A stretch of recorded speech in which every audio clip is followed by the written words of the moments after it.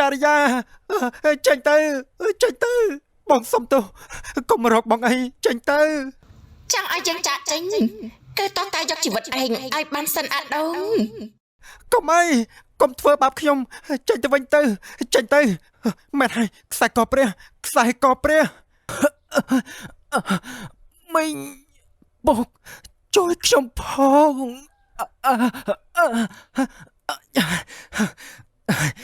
ពេលនេះនាងស្លាប់ទៅហើយតែយើងនឹងឲ្យនាងស្លាប់ទៅមួយតង់ទៀត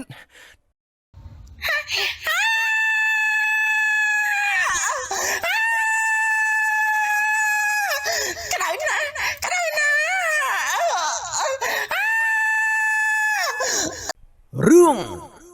ប្រលឹងចងអាឃាតមានមនុស្សស្លាប់ទៀតហើយម្នាក់នេះមើលទៅដូចជាមិនមែនជាអ្នកស្រុកអ្នកភូមិយើងនេះទេណាអូយងាប់រាល់ថ្ងៃបែបនេះភ័យខ្លាចដែរលោកអើយលោកមែនហើយមិនដឹងថាស្លាប់ដោយសារមូលហេតុអ្វីទៅណោះមិនបានជាស្លាប់បែបនេះទៅវិញឯណាមនុស្សស្លាប់នោះអូយគឺនេះហើយលោកមេភូមិមើលទៅសាកសពនេះដូចជាស្លាប់ដោយសារតែច្របាច់កពងបើស្លាប់ដោយសារតែច្របាច់កមែននោះអញ្ចឹងគឺតលតែម្នាក់នោះមានកម្លាំងខ្លាំងណាស់ទើបអាចច្របាច់កស្លាប់បែបនេះ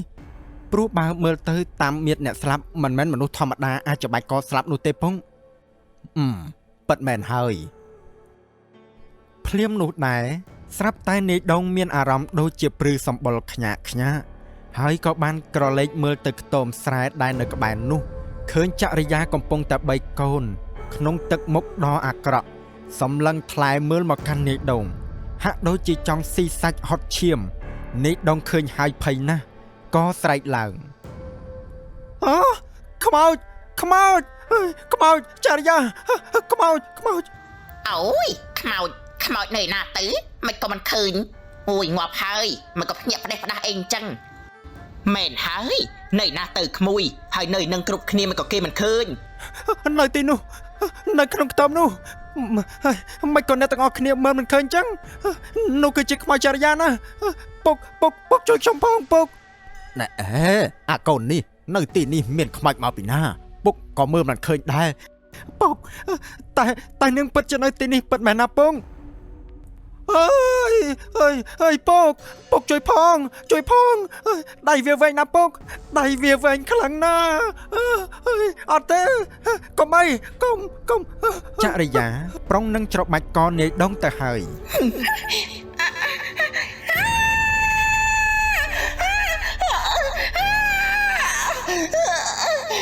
ក្តៅណាស់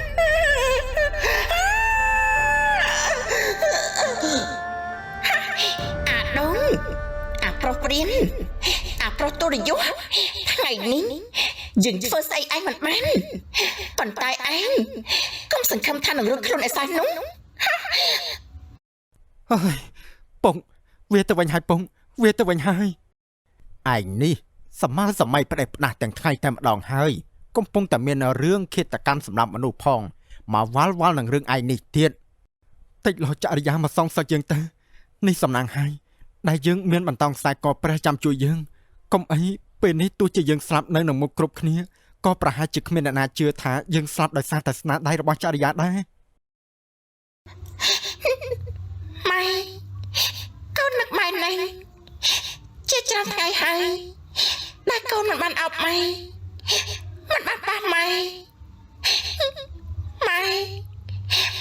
ត្រូវចេះមកថាខ្លួនណាម៉ែកូនក៏ជាស្ដីមិញដែលមិនបាននៅជាមួយម៉ែអាយុជាងនេះអាដងអាគ្មានមេត្តាវាផ្ដាច់សង្ខារកូននឹងចោលរបស់ម៉ែកូននឹងមិនឲ្យវារួចខ្លួនជាដាច់ខាតជីវិតត្រូវសងបាច់ជីវិតចរិយាកូនចរិយា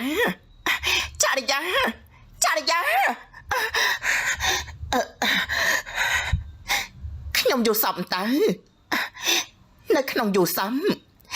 ចរិយាប្រាប់ថាអាដងជាអ្នកសម្លាប់កូននឹងចៅខ្ញុំតើជាការពិតដែរទេតើរឿងនេះវាយ៉ាងម៉េចទៅវិញទៅ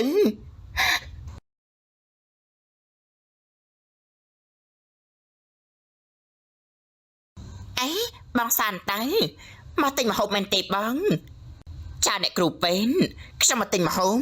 ហើយចូលអ្នកគ្រូមកទិញម្ហូបដែរមែនទេនឹងចាមែនហើយហើយចូលចរិយាយ៉ាងម៉េចហើយបងមើលទៅពេលនេះប្រហែលជាខ្ទាតពោះធំបន្តិចហើយមែនទេបងពោះខ្ទាតធំអីទៅអ្នកគ្រូពេនហានេះតើបងមិនដឹងទេអីចរិយានាងមានផ្ទៃពោះហ្នឹងពេលដែលនាងទៅពិនិត្យនោះនាងមានផ្ទៃពោះ7ខែទៅហើយថាមិញចរិយាមានកូនមែនទេនេះជាការពិតដែរទេអ្នកគ្រូពេនចាជាការពិនពុតធូកូនម៉ែហេតុអីក៏កូនខ្ញុំមកជួបរឿងបែបនេះទៅវិញតើអ្នកណាគេចិត្តខូខើបែបនេះ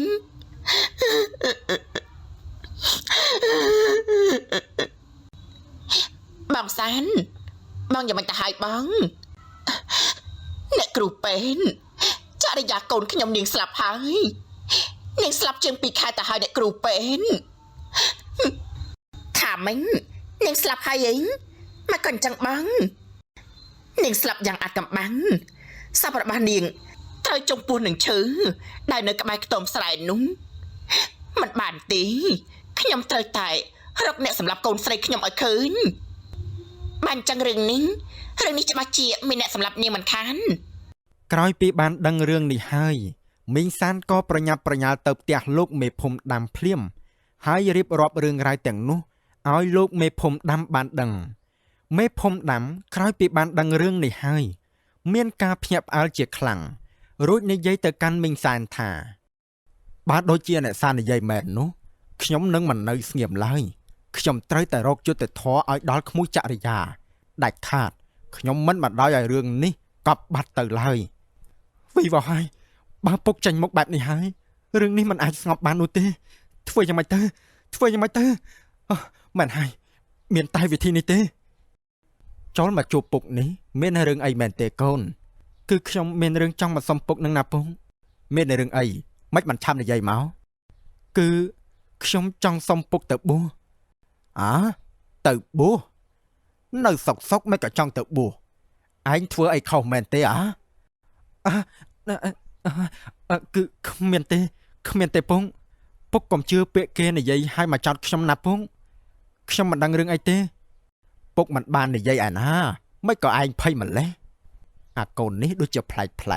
តាំងពីថ្ងៃដែលវាប្រាប់ថាត្រូវឆ្កែដេញខំគឺដូចគ្នានឹងថ្ងៃដែលចរិយាស្លាប់សកម្មភាពនៅចិត្តខ្ទមស្រែហើយនៅថ្ងៃនេះមកសុំទៅបួសទៀតតើអាចទេដែលវាមានជាប់ពាក់ព័ន្ធនឹងការស្លាប់របស់ចរិយានោះដងកូនពុកចាំបានថាឯងស្រឡាញ់ចរិយាណាស់មិនបានជាពេលចរិយាស្លាប់ឯងដូចជាមិនបានពិបាកចិត្តអីបន្តិចសោះអញ្ចឹងទៅពិបាកចិត្តអីទៅពងចរិយានឹងមានអីល្អទៅពុកដឹងទេនាងមានទម្ងន់ជាមួយនឹងប្រុសផ្សេងប្រុសណាក៏មិនដឹងដែរស្រីបែបនេះស្លាប់ទៅមានអីត្រូវស្ដាយនោះពង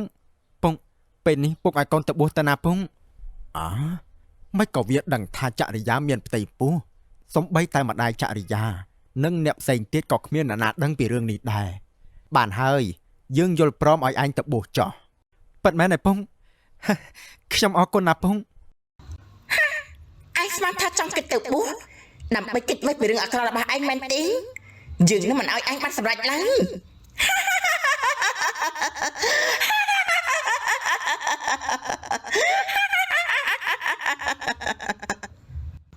ម៉ែនៅថ្ងៃនេះខ្ញុំនឹងសម្លាប់អាដូននោះឲ្យបានខ្ញុំត្រូវតែសងសឹក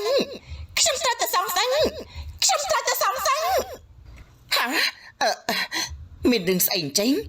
ដូចជាឮសំឡេងចរិយាប្រាប់ថាសងសឹកឬមួយក៏អាដូនចរិយាចេញទៅបងសុំទោសកុំរកបងអីចេញទៅចង់ឲ្យយើងចាក់ចេញគឺតោះតែយកជីវិតឯងឲ្យបានសិនអាដូនកុំអីកុំធ្វើបាបខ្ញុំចេញទៅវិញទៅមែនហើយខ្សែកព្រះខ្ញុំអាដូនយើងខំស្រឡាញ់ឯងអស់ពីបេះដូងឲ្យឯងទាំងខ្លួនទាំងចិនប៉ុន្តែចុងក្រោយឯងបើជាមិនព្រមទទួលស្គាល់កូនថែមទាំងធ្វើយើងស្លាប់ទៀតគំនុំមួយនេះ យើងនឹងមិនអាចលើកលែងឲ្យឯងជាដាច់ខាត ចរិយានាងស្លាប់ទៅហើយនាងទៅចាប់ជាតិទៅណានៅគិតរឿងសងសឹកអីទៀត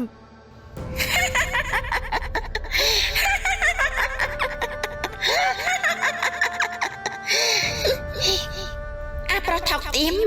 យ៉ាងម៉េចសម្រាប់យើងហើយចង់រួចខ្លួនមែនទេមកតែបើតាមផ្លូវច្បាប់ប្រហែលជាពិបាកនឹងចាត់ការឯងបន្តិចប៉ុន្តែយើងនឹងចាត់ការឯងជំនួសច្បាប់ទៅចាស់ ពុកជួយផង ហើយលោកមេភូមិអាចធ្វើអ្វីយើងបានទេ អាដូងមានរឿងអីកូនហ៎ចរិយាកុំធ្វើអញ្ចឹងក្មួយស្រាប់ទៅហើយឆាប់លែងវាទៅក្មួយ អ៊ំមេភូមិតើអ៊ំដឹងទេកូនប្រុសអ៊ំបានធ្វើរឿងស្មោកគ្រងលុំយកខ្លួនប្រាណខ្ញុំណាស់ពេលដែលខ្ញុំមានកូនហើយក៏មិនព្រមទទួលស្គាល់ថែមទាំងចាត់ប្រកាន់ខ្ញុំមានកូនជាមួយប្រុសផ្សេងទៅវិញថែមទាំងបានរុញសម្លាប់ខ្ញុំនិងកូនខ្ញុំទៀតអ៊ំគិតទៅមើលតើវាអាក្រក់ប៉ុណ្ណាទេ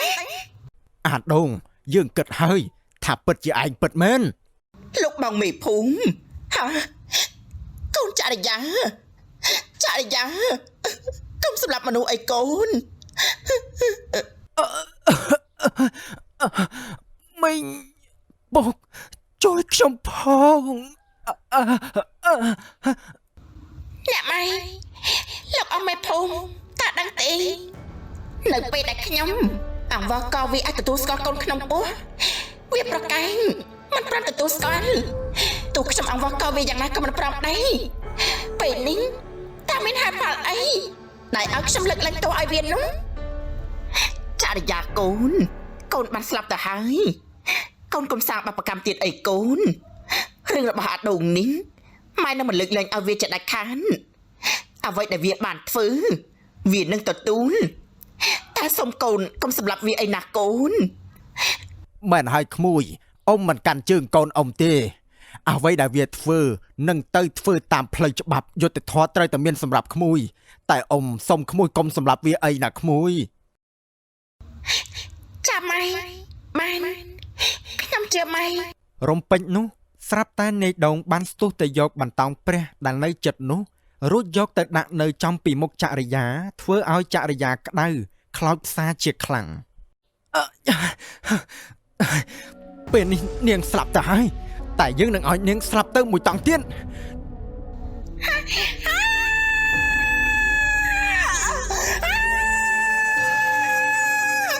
ក្តៅណាស់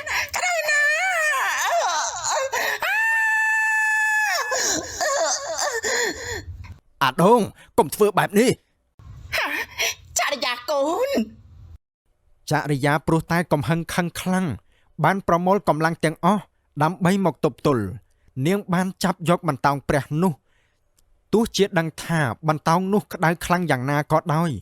រួចក៏ក្រវែងបោះតាមបង្អួចទៅក្រោមហើយបានចាប់ច្របាច់កនេដងបោកខ្ទប់ទៅនឹងជញ្ជាំងនិងចុងក្រោយក៏បានច្របាច់លើកឡើងផុតជើងពីដីរហូតនេដងដាច់ខ្យល់ស្លាប់ទើបនាងព្រមលែងមកវិញ នេះគឺជាលទ្ធផលរបស់ឯង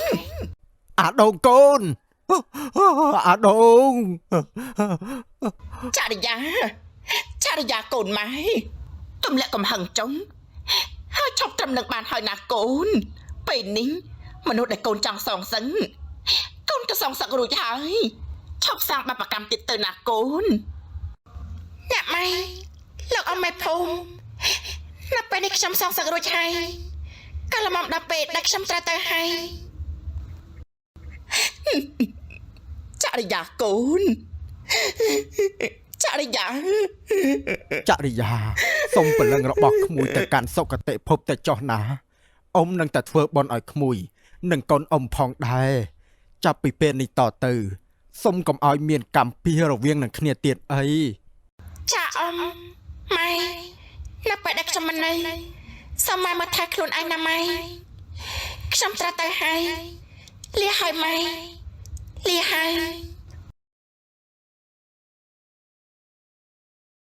ចាប់តាំងពីពេលនោះមក